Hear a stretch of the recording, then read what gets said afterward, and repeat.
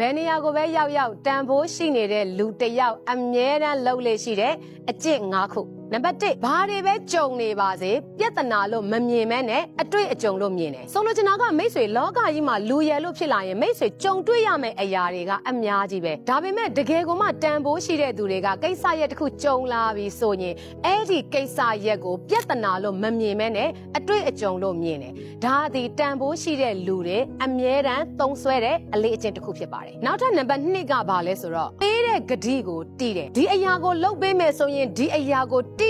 ကျကျလုပ်ပေးတယ်ဒီ result ကိုရအောင်လုပ်ပေးမယ်ဆိုရင်ဒီ result ကိုတိကျကျလုပ်ပေးတယ်ဒီအောင်မြင်မှုထိဆွဲခေါ်သွားမယ်ဆိုရင်ဒီအောင်မြင်မှုထိတိကျကျခေါ်သွားပေးနိုင်တဲ့သူတွေဟာတကယ်ကိုမှတန်ဖိုးရှိတဲ့လူတွေဖြစ်ပါတယ်နံပါတ်3ကဘာလဲဆိုတော့မနှိုင်းရှင်မှု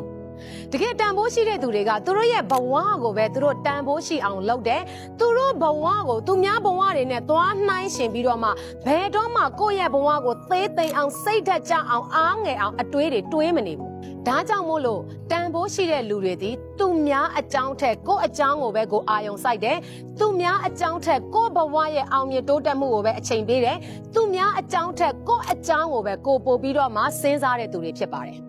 နောက်ထပ်နံပါတ်4ကဘာလဲဆိုတော့အမြဲသင်ယူလေ့လာတယ်တန်ဖိုးရှိတဲ့သူတွေကသူတို့လက်ရှိရောက်နေတဲ့နယ်ပယ်မှာစင်ဆက်မပြတ်အမြဲတမ်းလေ့လာသင်ယူနေတယ်ဆိုပါစို့ကျမတို့ရဲ့ဘဝမှာသင်ယူလေ့လာမှုရပ်တန့်လိုက်တဲ့နေ့သည်မိတ်ဆွေရဲ့ဘဝမှာအတွေးခေါ်တွေအကုန်လုံးရပ်တန့်လိုက်တဲ့နေ့နဲ့အတူတူပါပဲဒါကြောင့်မို့လို့သင်ယူလေ့လာမှုအမြဲတမ်းလုပ်နေမှသာလျှင်မိတ်ဆွေရောက်ရှိနေတဲ့နယ်ပယ်မှာမိတ်ဆွေသည်တန်ဖိုးရှိတဲ့သူတစ်ယောက်ဖြစ်မယ်မိတ်ဆွေတန်ဖိုးရှိနေမှသာလျှင်မိတ်ဆွေရဲ့လုပ်ငန်းကတိုးတက်ကြီးထွားမယ်မိတ်ဆွေလုပ်ငန်းတိုးတက်ကြီးထွားမှသာလျှင်မိတ်ဆွေလိုချင်တဲ့ target တွေအိမ်မက်တွေကောင်းမွန်တဲ့ဘဝတွေကိုရလာမှာဖြစ်ပါတယ်ဒါကြောင့်တန်ဖိုးရှိတဲ့သူတွေကသူတို့ရဲ့တန်ဖိုးတွေကိုတက်စေဖို့အတွက်နေ့စဉ်နဲ့အများလေ့လာသင်ယူနေတာဖြစ်ပါတယ်နောက်ထပ်နံပါတ်5ကဘာလဲဆိုတော့ကျွန်မအကြိုက်ဆုံးအချက်ဖြစ်ပါတယ်တကယ်တန်ဖိုးရှိတဲ့သူတွေကသူတို့ရဲ့ဘဝတွေအပြင်သူတို့ရဲ့အနီးနားမှာရှိတဲ့ဘဝပေါင်းများစွာကိုကြီးထွားဖို့အတွက်ကိုတာဝန်ယူတယ်မိတ်ဆွေတစ်ခါတလေကြာရင်လူတွေကကိုယ့်ဘဝကိုပဲကိုပုံဖော်နေတဲ့အချိန်မှာသူများတွေရဲ့ဘဝကိုပါတစ်ခါတည်းဆွဲခေါ်သွားပြီးတော့မှ